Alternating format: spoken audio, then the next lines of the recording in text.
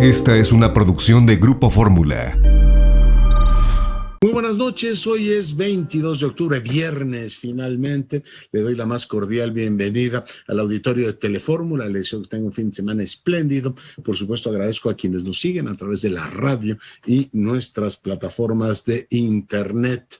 Esto es lo más relevante. Es que Biden choca con China. Duras palabras, dijo, está dispuesto a defender Taiwán. China, por su parte, le exige prudencia a los Estados Unidos luego de que efectivamente la situación empezara a escalar peldaños. El tema es lo suficientemente delicado como para que estemos pendientes de ellos. También desde Estados Unidos viene una advertencia en Nicaragua. Dice que en los próximos días habrá una elección falsa. Y por supuesto, hoy revisaremos el asunto de Nicaragua. También revisaremos la situación que se vive en el caso de Venezuela, donde no se ha logrado la extradición del jefe de inteligencia. Una de las peticiones que estaban efectivamente formulando no se logra y por tanto el asunto adquiere un cariz diferente. Platicaremos del tema. Evo Morales en México sigue diciendo un montón de versiones que para mí son incomprensibles. Dice que no está en Bolivia porque nacionalizaron el litio. Y uno se pregunta, entonces, ¿cómo ganó Luis Arce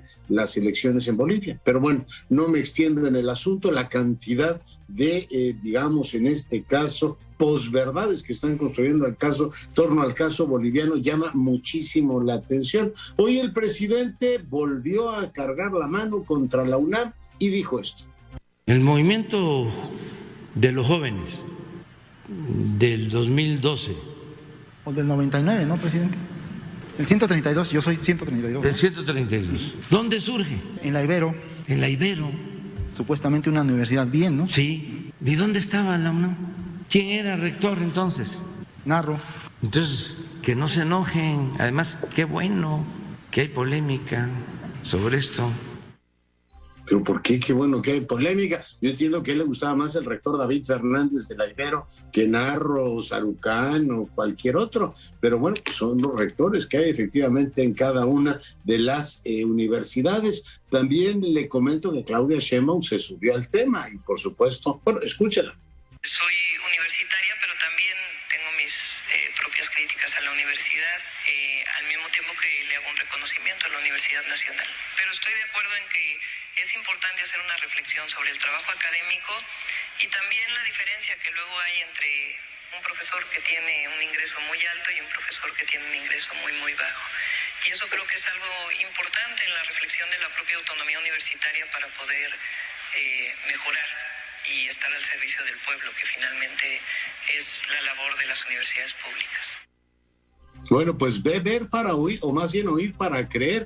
Imagínense que el rector esté opinando de cómo gestionar el metro y lo que hay que gastar sobre el tema de los mantenimientos en la tesis y todo lo demás.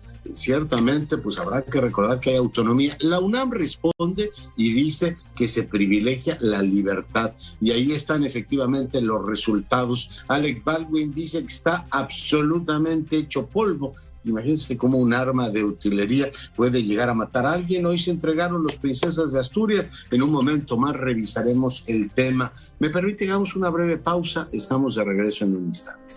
Y seguimos con la información. Le agradezco mucho que nos acompañe este viernes. Vamos ahora con mi compañera Sara Pablo. Hoy el presidente repitió, como en su estilo, dicen duplicó la apuesta, repitió la dosis sobre la Universidad Nacional, a la que le endosó pues un montón de responsabilidades, cargó contra el exrector Narro y bueno, pues habló de que en la UNAM no hubo un 132 como en otras universidades. Sara, adelante. Leonardo, ¿cómo estás? Muy buenas noches. Esta mañana en su conferencia el presidente Andrés Manuel López Obrador, lejos de retractarse de sus críticas a la Universidad Nacional Autónoma de México, pues volvió a la carga y aún con más. También hubo cuestionamientos para la Organización Mundial de la Salud. Vamos a ver la pieza que preparamos sobre lo ocurrido. No se enojen, pidió el presidente Andrés Manuel López Obrador a quienes reaccionaron a sus críticas a la UNAM. al señalar que la universidad se volvió individualista y defensora de proyectos neoliberales. Consultado al respecto, el Ejecutivo volvió a la carga. Ahora señaló que la máxima casa de estudios se derechizó y no estuvo a la altura de las circunstancias para señalar las atrocidades del neoliberalismo. Aún más señaló que el movimiento de jóvenes Yo Soy 132 no surgió de ahí, sino de la Ibero, sin olvidar que el exrector José Narro se convirtió en secretario de Salud y se refirió a los jóvenes como ninis. Lamentó que economistas de la UNAM no alcen la voz para defender un modelo económico alternativo. No solo la UNAM, todas las universidades fueron sometidas por el pensamiento neoliberal. Todas. Es lamentable que la UNAM se haya derechizado, como sucedió en los últimos tiempos. Entonces, sí, se requiere una sacudida. Y es una gran universidad. Entonces, que no se enojen. Además, qué bueno que hay polémica. Y a quienes también les sugirió no molestarse fue a los integrantes de la Organización Mundial de la Salud, después de que el director del organismo le respondió al presidente que si tiene preocupaciones por la aprobación de las vacunas contra el COVID, envíe a expertos a verificar el proceso. Esto debido a que vacunas como Sputnik y CanSino no han sido avaladas. Es que es increíble de que se esté aplicando una vacuna o 2 o 3 masivamente por millones de dosis y que no tengan un reconocimiento, porque no están en fase de prueba. Sino, ¿por qué la aplica México o cualquier otro país? ¿Y cuánto tiempo lleva reunir los datos para otorgar el registro o no otorgarlo? No se deberían de enojar, deberían de apurarse. En otro tema, el presidente López Obrador confió en que los altos niveles de inflación sean pasajeros, luego de que el INEGI informara que la tasa anual se ubicó en 6.12%.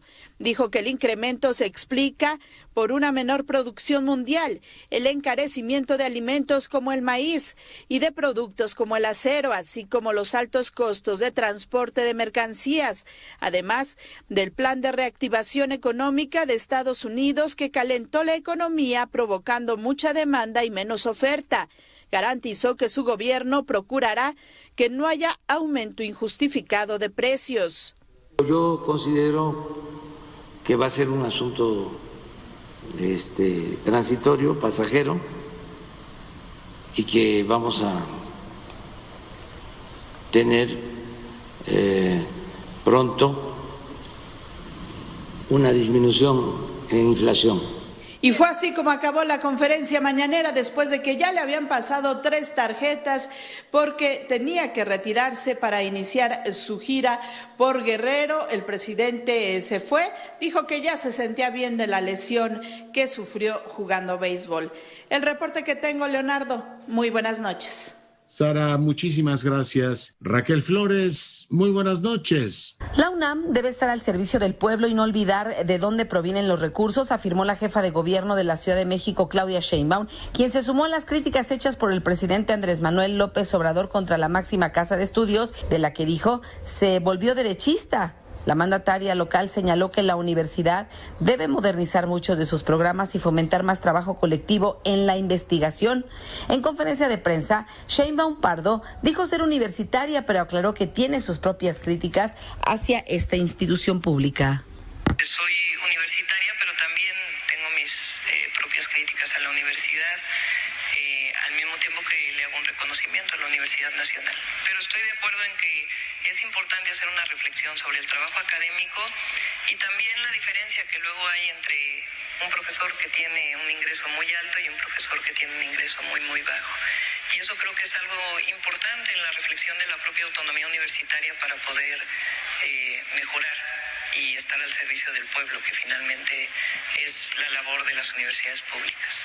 La mandataria capitalina señaló que hablar de la UNAM es hablar de los 300,000 estudiantes que acuden a esta institución pública y a los movimientos que evitaron una privatización y gracias al pueblo de México que paga los servicios. Criticó que el trabajo que a través de los esquemas de evaluación individual han evitado que haya mejor trabajo colectivo en la academia. Por ello, insistió en la necesidad de que haya una modernización en sus programas educativos. Fórmula Noticias, Raquel Flores Chávez. Bueno, y seguimos con la información. Saludo ahora a nuestra colaboradora y es la responsable de todos los temas de cultura y literatura en este espacio, Miriam Ortega. Miriam, ¿cómo estás? ¿Qué tal, Leonardo? Muy buenas noches, amigos del auditorio. El día de hoy les traigo la información sobre la ceremonia de los Premios Princesa de Asturias. Con la presencia del rey Felipe VI, la reina Leticia, la infanta Sofía y la princesa Leonor, hoy se llevó a cabo la ceremonia de entrega de los Premios Princesa de Asturias en el Teatro Campo Amor en Oviedo, España, bajo un estricto protocolo sanitario.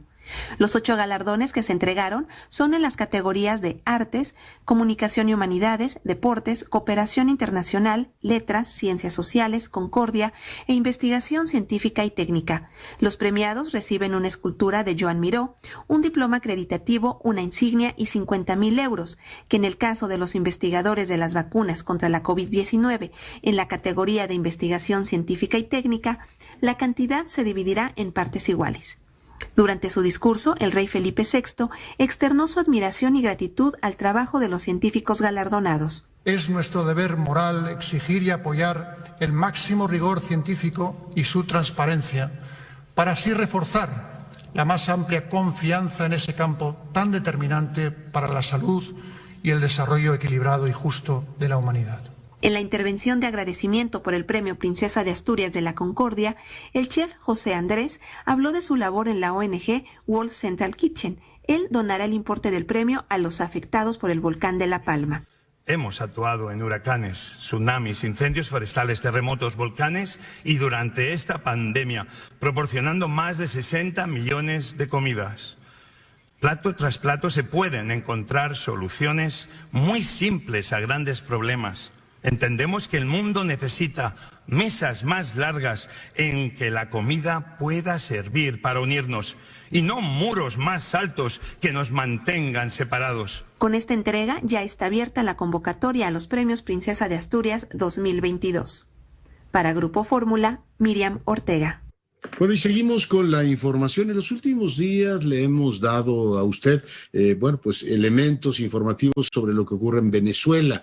Quizá lo más llamativo fue la suspensión de los diálogos que tienen lugar aquí en la Ciudad de México entre el gobierno y la oposición venezolana después de que deportaran a este individuo de apellido Saab de Cabo Verde a los Estados Unidos. Maduro decidió romper efectivamente el diálogo y bueno, pues entramos a un proceso de incertidumbre. ¿Habrá o no elecciones el 21 de noviembre? ¿Hay condiciones para que efectivamente esas elecciones sean razonables? Hay también la duda de si la Unión Europea, que parece que se mantiene en esta idea de mantener una misión de observación electoral que presidiría Isabel Santos en Venezuela, es o no pues oportuna. Pero para hablar de todo este tema y tener un contexto amplio, vamos a enlazarnos hasta España con Antonio Ledesma. Él, usted lo sabe, hemos platicado con él en varias ocasiones, ha sido legislador en su país, alcalde del Distrito Metropolitano de Caracas y un gran amigo de este espacio. Antonio, bienvenido.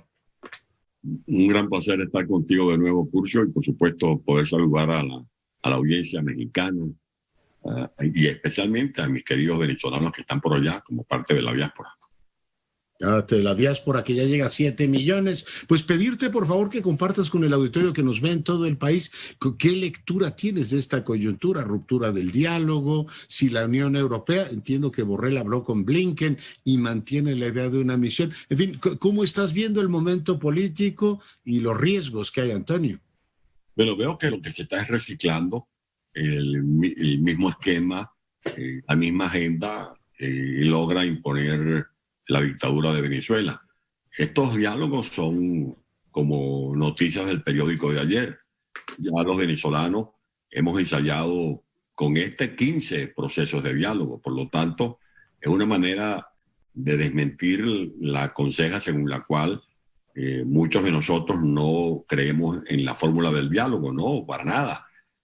Para mí, por ejemplo, el diálogo es un patrimonio de la humanidad. Lo que ocurre es que los diálogos en los que participa el régimen de Venezuela han sido manipulados, han sido desnaturalizados, y de México no escapa a eso. Por otra parte, yo siempre mantuve la duda de la conveniencia de la sede mexicana para este diálogo, porque es evidente la relación que hay tras bastidores entre el presidente López Obrador y Nicolás Maduro.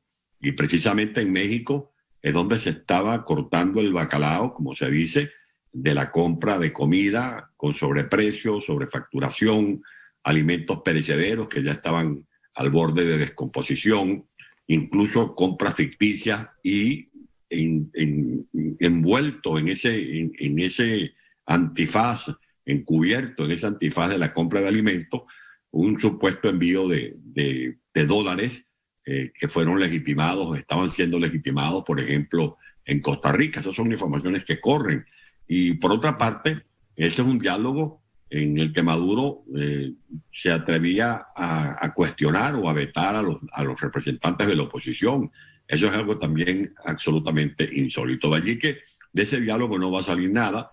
Maduro lo que estaba es ganando tiempo, buscando que le levantaran las sanciones con el argumento de que son sanciones del imperio contra el pueblo de Venezuela, cuando eso es absolutamente falso. Son sanciones contra traficantes de droga, contra terroristas, contra perpetradores de crímenes de lesa humanidad, contra corruptos que son capaces hasta de robarle el tetero al niño Jesús, porque eso es equivalente a hacer negocios para sacar grandes tajadas de la corrupción a costa del hambre de los venezolanos. Esa es más o menos la visión que tengo de este diálogo y de las elecciones del próximo 21 de noviembre. Ya los venezolanos hemos participado en 30 procesos electorales. Las últimas elecciones competitivas que hubo en Venezuela fue la del diciembre del año 2015. Desde entonces, Maduro, asesorado por sus tutores cubanos, decidió no hacer más elecciones. Por lo tanto, lo que hemos sido espectadores de una cascada de fraudes como el que cometieron en diciembre del año pasado y como el que están cocinando ahora con vistas a un proceso que no tiene razón de ser evaluado ni supervisado por la Unión Europea, como lo dije ayer en una conferencia en la ciudad de Valencia, aquí en España, diciéndole al señor Borrell que no se preste el señor Borrell a mandar una delegación de la Unión Europea a Venezuela, que Maduro lo va a utilizar como un paño mojado para lavarse la cara, que tiene muy marcada de cicatrices de dictadura. ¿Ya? En todo caso, bueno, era una decisión tomada y ciertamente pues hay ahí esa inquietud de cuál va a ser la función de la misión en caso de que dé, por ejemplo, un dictamen negativo, si Maduro va a acabar diciendo lo que suelen decir esos regímenes, que la misión, en fin, trabaja para otros intereses. Pero ayúdanos a entender mejor, me lo dijiste tú, me lo dijo Marcel Granier, parte de la lógica del régimen de Maduro es ir al diálogo, ganar tiempo, después lo rompen. Ocurrió en Santo Domingo y iba a ocurrir en México y ocurrió. Pero te pregunto, esta es, digamos, una forma inercial de conducirse al régimen, pero el tema de Sable pegó mucho, es decir, realmente en la estructura financiera de Maduro, este tema le resultó particularmente irritante. Sin duda alguna, porque es que Alex Saab ya no es simplemente el testaferro de Maduro, sino que es el tesorero de la mafia. Es el que maneja, para hablar en el argot de los cárteles, el que maneja las caletas, el que sabe dónde están los recursos, y se convirtió en el gran operador que era capaz de triangular el curso de las finanzas que produce la economía oscura del narcotráfico, de la corrupción, del negociado del oro que sacan de ese ecocidio ecológico que cometen en el arco minero. habían triangulaciones entre Hong Kong, Rusia, Teherán, Turquía, Panamá, Colombia, Venezuela y otros paraísos fiscales. Hoy hay un comentario de un periodista que opera desde Miami, es el autor de varios libros, ahorita ya te diré. Oppenheimer. Andrés Oppenheimer. El señor Oppenheimer dice en el libro que hay también sospechas que no solamente vendía caraotas o pollo o harina, sino también misiles. Claro. Que este señor puede tener información de la batería de misiles que estarían siendo trasladados desde Teherán hacia Caracas.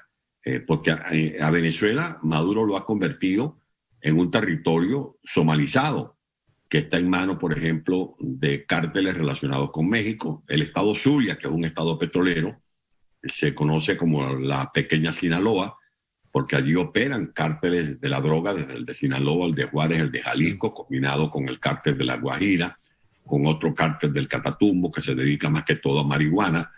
En el estado Zulia se habla que hay más de 50 pistas clandestinas de donde salen aviones cargados de cocaína, como lo denunció en la ONU hace una semana el presidente de Guatemala, que llegó a decir que ellos tenían pruebas de que el 95% de los aviones que aterrizan clandestinamente en Guatemala provienen de territorio venezolano.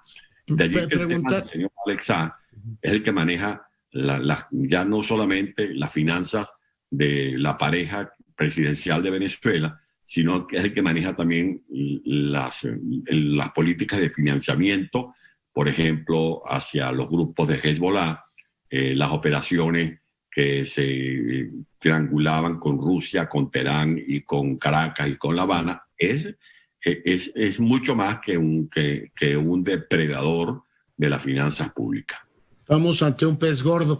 Preguntarte, ¿qué papel juega Estados Unidos en todo esto? Yo entiendo que la Unión Europea se encontraba ya ante la situación esta, pues ya anunciamos la jefatura incluso a Santos, la jefatura de misión, y ahora es difícil retirarla. Pero ¿qué papel juega Estados Unidos en todo esto? Vimos a Borrell en Washington y pues al mismo tiempo se da lo de Saab. ¿Qué papel está jugando Estados Unidos, el Estados Unidos de Biden, para tratar de darle una salida a Venezuela? Que me permito recordar, Antonio, tú lo sabes y lo sabes bien, 80% de la población en Venezuela está por debajo del umbral de la miseria, o sea, literalmente han deshecho a uno de los países más ricos de América, y hay 7 millones de venezolanos, en algunos casos ganándose bien la vida, en otros expuestos a casos como los que vimos hace poco en Chile. 7 millones de venezolanos en lo que es la diáspora más importante del planeta. ¿Qué papel juega Estados Unidos en todo esto, Antonio? El papel de amenazado,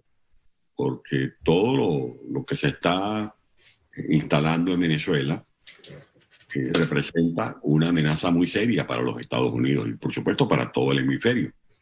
Estamos hablando, por ejemplo, que en el arco minero operan a sus anchas grupos técnicos enviados por Rusia, que en el arco minero, donde hay uranio, donde hay coltán, donde hay toriol, además de oro y diamante, pero esos minerales que tienen un valor estratégico.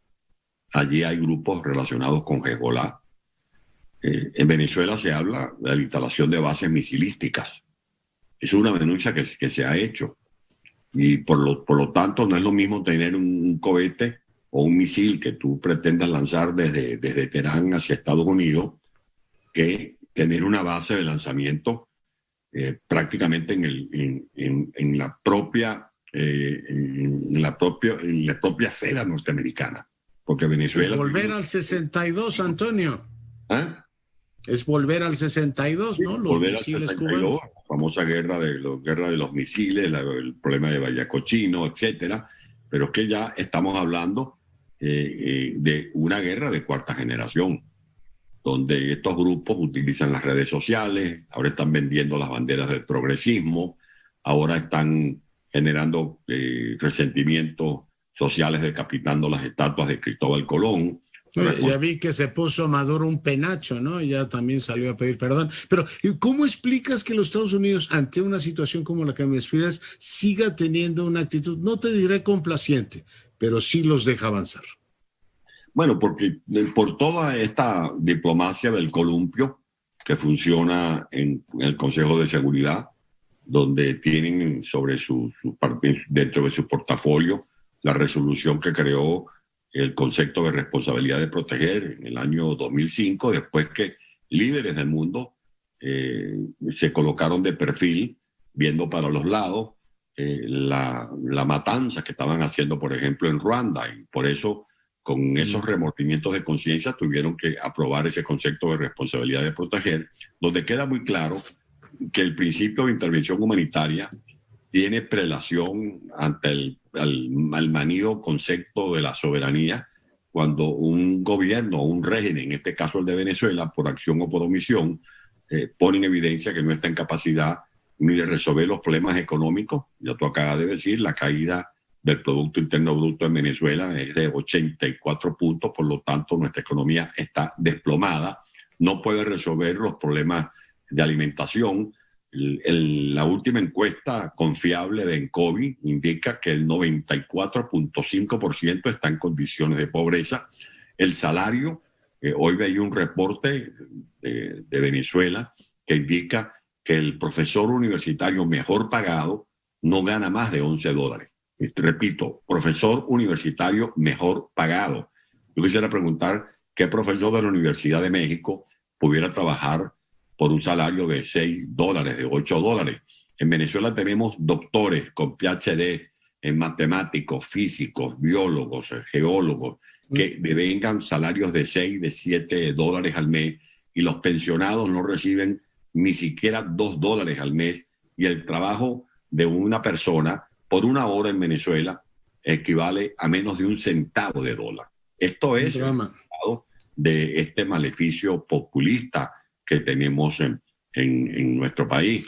Por lo tanto, 17 millones por el mundo tratando de abrirse otro camino, un drama en toda la línea. Pues Antonio, lamentablemente se nos acaba el tiempo. Si te parece, si nos lo concedes, por supuesto, hacia noviembre volvemos a conversar ya cerca de las elecciones para ver cómo ves el panorama.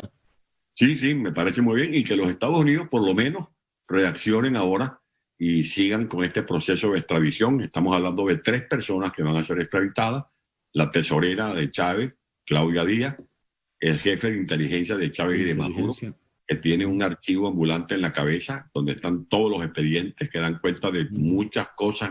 De allí que vamos a tener mucho de que hablar, mi querido Curcio. Mucho. Pues te mando un gran abrazo y te agradezco mucho la entrevista.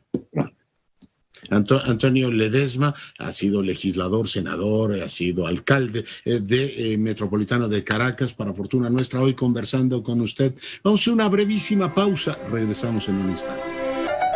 Bueno, y seguimos con la información. En días pasados le comentaba que llegó a mis manos un libro, Policía Ciudad de México, Héroes y Demonios, de Andrés Estrada. Andrés es un periodista muy conocido, tiene ya una obra importante sobre este tema, es egresado de la FES Acatlán en periodismo y escribe pues en diversos medios. Es coautor del libro Tráfico de Animales, Comercio Ilegal en México, y bueno, pues ha dado seguimiento a un tema que es muy difícil de ubicar, porque nos movemos un poco por estereotipos, inercias, percepciones y muchos otros asuntos que nos impiden en muchas ocasiones tener una visión cabal de lo que es la policía.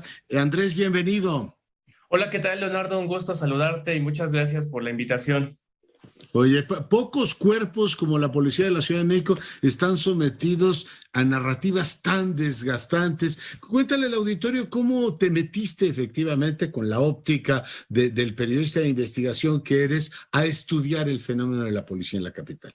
Claro, pues finalmente todo esto comenzó precisamente a través de la estigmatización, ¿no? Que incluso yo tenía hacia los policías, como la mayoría de ciudadanos, que tenemos estos sinónimos despectivos para referirnos a ellos como puercos, policletos, un sinfín, ¿no?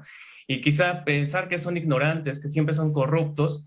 Y un día me pregunté, ¿no? Pues, ¿qué había bajo ese uniforme, esa placa de estos policías? Se habla mucho de la corrupción hacia el ciudadano, pero ¿qué pasaba con este dinero? ¿Se lo quedaba el mismo policía? ¿Alguien lo obligaba a pedirlo? Entonces, a partir de ahí, digamos, comencé con alguna serie de reportajes, digamos, un poco distantes cuando estaba en la unidad de investigación del Universal, hablando sobre, digamos, la ansiedad y el estrés que padecían los elementos por sus sus largas jornadas de trabajo, ¿no? Y luego ya, pues, por ahí conocí los CENTES y finalmente hace como cerca de poquito más de 2 años, pues decidí realizar una investigación de lleno sobre los cuerpos policíacos, en este caso de la Ciudad de México.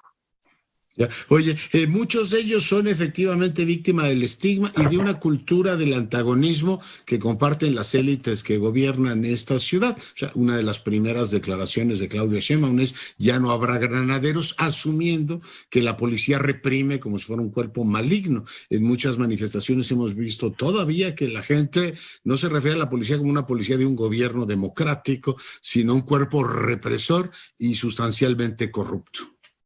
Pues justamente desde los mismos policías que todavía tuve oportunidad de platicar después de que terminé este libro, me decían, ¿no? Claudia Sheinbaum dijo que se iba a acabar con la corrupción desde que ingresó. Digo, aparte de desaparecer el cuerpo de granaderos, se crearon estas comisiones ciudadanas contra la violencia de género, que es un tema muy importante que ahorita retomaremos, y contra la corrupción, pero lo que ellos dicen es que nada ha cambiado, ¿no? La policía sigue siendo por dentro corrupta, donde los policías, digamos, que pues no digamos que son víctimas, pero sí son extorsionados por sus mismos mandos, ¿no? Por sus jefes. Incluso son obligados a cuadrar delitos también. Es una parte muy importante de este libro que explica un poco cómo es el modus operandi, ¿no? Que ellos... Cuéntanos, yo creo que esa parte es muy, muy interesante.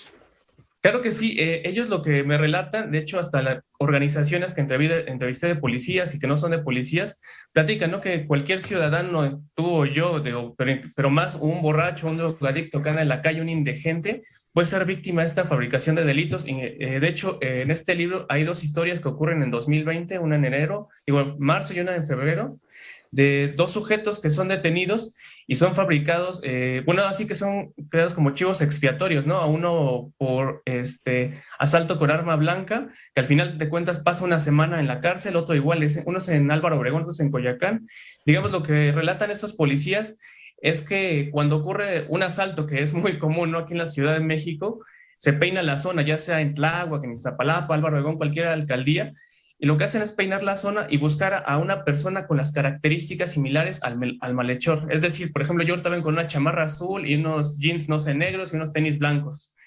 Y resulta que el maleante traía la misma ropa, pues lo que hacen es detener a la persona con esas características, le siembran un arma, si fue el asalto con arma blanca o con arma de fuego, pues se la siembran, ya sean pistolas clones o de salva, y convencen a la víctima de que él fue el que los asaltó. Entonces tú entiendes en esa parte que cuando una persona es víctima de un asalto, pues está en shock, ¿no? De repente, pues quizá no recuerde su rostro, pero sí las características de tal estatura, tal complexión, la ropa.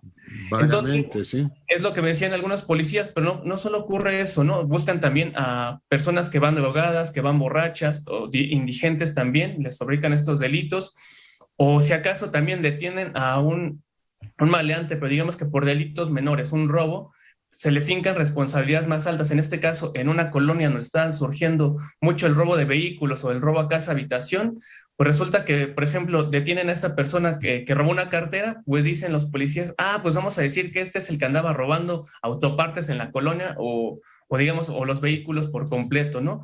O en el caso de la protección que hay de algunos mandos hacia los narcotraficantes, digamos, ya sentado aquí el crimen organizado, como todos sabemos, en la Ciudad de México, pues pagan la protección, ¿no? El crimen organizado, pero si detienen a un consumidor, a un comprador, lo que hacen es que los mismos policías les siembran estas drogas, ¿no? Les llevan paquetes desde marihuana, de cocaína, incluso algunos policías dicen que desde asuntos internos, ¿no? Les llevan estos paquetes para declarar que pues ya se detuvo digamos, a este delincuente, ¿no? Se está acabando con la delincuencia, digamos, en la Ciudad de México. O no solo eso, ¿no? También a los mismos policías que no se están prestando para estas fechorías, se les están sembrando delitos. Por ahí ya hay algunos policías que han sido encarcelados y se resumen por meterse con la renta con el jefe, ¿no? Y esto, pues digamos que esta fabricación de delitos, estos chivos expiatorios, pues no es algo exclusivo de la Ciudad de México, ocurre en todo el país, ¿no? Sí. Y se presta finalmente para la extorsión o para decir que está combatiendo la delincuencia. O en el caso de los policías que son detenidos, pues se muestra, ¿no?, como una limpia de malos elementos, cuando en realidad pues también ellos, al no querer prestarse a este sistema, pues también son víctimas. Sí, claro, la represalia. Aludía, Andrés, al tema de la cultura del antagonismo, porque, bueno, en la vieja tradición mexicana es el Estado es el enemigo y la policía es el enemigo. Muy difícil ir adquiriendo prestigio y confianza, ¿no? Este gran asunto, desde Mondragón, jefe de la policía, hasta García Harfuch, esta idea de cómo hacer para que la policía se sienta, o la gente sienta cercana a la policía y no la vea como el enemigo. Recordar, por supuesto, que los policías pues están sujetos a las mismas tensiones. Bueno, ya describes tú una cantidad de problemáticas, no están necesariamente bien remunerados, tienen unos horarios espantosos. Te cuento una anécdota de 30 segundos. Cuando mi mamá fue objeto de una, digamos, un acto delictivo, mandaron poner vigilancia a su casa, ¿no? Ella vive en un condominio horizontal y nos hicieron favor porque había ahí una amenaza de poner vigilancia. Y el policía, ¿sabes qué me dijo a mí en algún momento? Oiga, usted que está en los medios, pues háganos el favor de decir que tenemos turnos de 24 horas y en algunos casos de 48 horas. Le digo, oiga, usted vino a cuidar aquí a la gente y ahora me pide que yo lo cuide a usted. Con mucho gusto lo digo, a mí me sigue pareciendo irracional que no haya, digamos, primero gesto de confianza de la autoridad en su policía y por tanto fomentar el que la gente confiemos en la policía, y por otro lado, pues internamente están sujetos a un régimen laboral que ciertamente no se lo deseamos a nadie. Andrés, ¿cómo salir de estos dos grandes nudos? ¿Tú le ves algún camino de salida? Mira, veo un camino difícil, no imposible, pero creo que todo este entramado de policía versus ciudadano proviene desde adentro, ¿no? Desde el mismo sistema que yo lo llamo que es pervertido, ¿no? De cómo violenta al mismo policía, y este policía a la vez tiene este trato reactivo con el ciudadano, y el ciudadano pues obviamente se queda con este estigma, ¿no? Este policía me trató así. Pocas historias de policías buenos conocemos, de hecho sí se dan, por ahí relato algunas en el libro, pero finalmente también héroes, es una cuestión que va a tener que provenir desde la misma institución, ¿no? Si por ahí un especialista me decía, si la policía cambia de dentro, cambia su imagen hacia afuera. Y al final de cuentas, sí han llegado secretarios de seguridad pública o ahora ciudadana a retomar así que las riendas, y sí, lo mismo la jefa de gobierno, hay buena voluntad, ¿no? Se ha dicho que quiere cambiar, pero realmente pues no se está viendo, ¿no? Y lo otro, lo que comentaba, pueden llegar secretarios, pero al final de cuentas, ¿quiénes han estado en las subsecretarías, ¿no? ¿Quién ha estado más abajo y quiénes son los que gobiernan? Porque se han sabido de mil escándalos de mandos y nunca son destituidos, ¿no? Porque al final de cuentas, destituirlos a ellos sí genera costos políticos, y destituir a un elemento de los escalafones más bajos no pasa nada, ¿no? Es un peón al final de cuentas. Ya.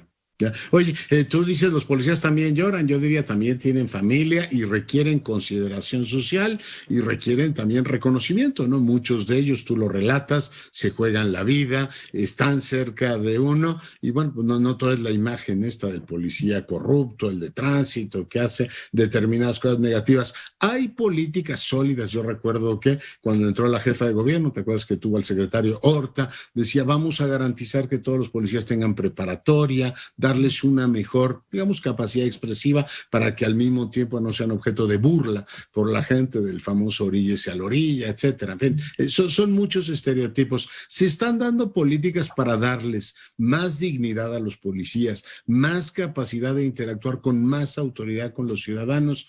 Ya hablábamos de los horarios y el tema de los salarios, que también creo que vale la pena poner sobre la mesa, ¿no, Andrés?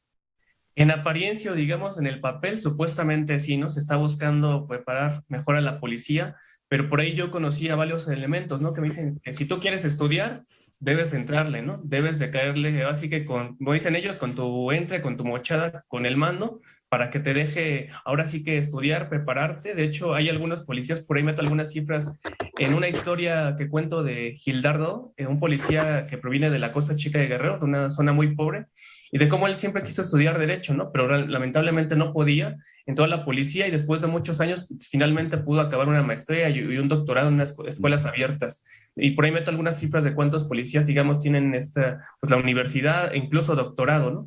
Pero también está esta parte de los policías que dicen que si tú quieres ir a prepararte, digamos, en el tiro, te cobran por las balas, ¿no? O sea, haz cuenta, te dan 10 balas. Gasolina, balas, todo, ¿no? Todo, Oye, tú como eres de medios, ¿me entiendes? Nos está picando el tiempo, Andrés, claro, y creo que es importante que le comentes al auditorio todo este tema de la violencia de género. Hay un hermetismo enorme de esta situación. Ser mujer policía supongo que es todavía más complicado. Cuéntanos. Claro, me voy rápido con este tema. Mira, el tema de las mujeres policías es atroz.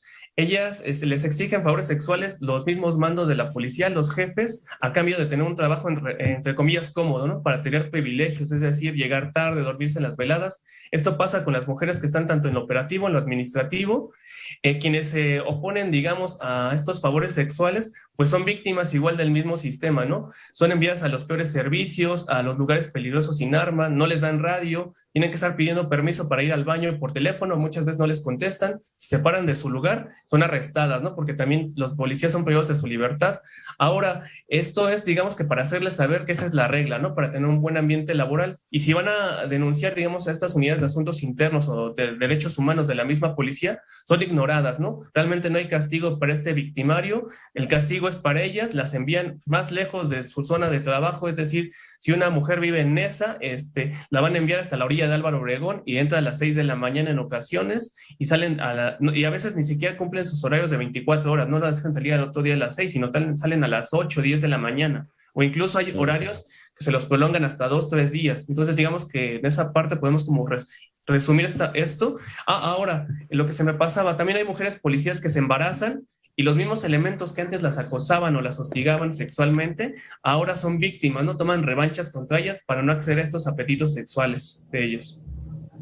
Oye, pues es terrible. Y bueno, supongo que difunden todas estas historias como escarmiento, es decir, más vale que calladita y cooperes para que no te pase todo lo que ocurre con esta.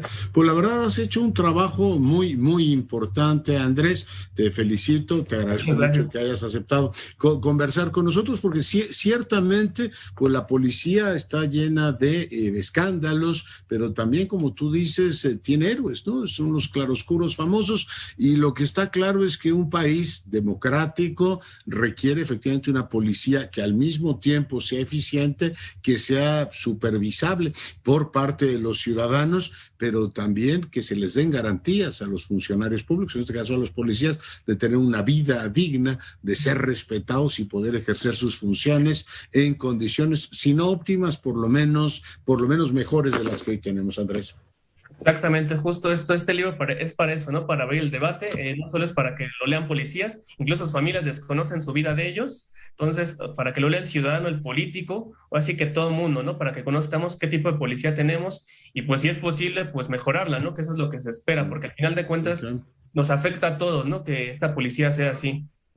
Ya. Oye, dicen, yo se lo oí a John Bailey, un famoso mexicanólogo norteamericano, uno de los grandes mexicanólogos, dice, la institución más importante que tiene el Estado, su mediación con la ciudad, es la policía, ¿no? Si tú tienes una policía en la cual confiar, una policía que resuelva, por supuesto, temas, tú tienes un avance enorme, ¿no? Porque es la representación del Estado, así es que es un tema absolutamente capital. Andrés, muchas gracias nuevamente por la entrevista. Te agradezco, Leonardo, cuídense mucho, un abrazo y buen día, hasta luego. Cuídate mucho, buen fin de semana. Y bueno, pues ahí lo tiene, el libro es Policía Ciudad de México, Héroes y Demonios, y la verdad es que vale la pena, tiene varios, además está muy bien escrito. Él es, Andrés, un periodista egresado de la FES Acatlán, y el libro está ya disponible. Bueno, pues con esto nos vamos. Yo soy Leonardo Curcio, a nombre de todo el equipo le agradezco su preferencia, siga en nuestras frecuencias, disfrute de su fin de semana y sea rabiosamente feliz. Se lo merece. Esta fue una producción de Grupo Fórmula.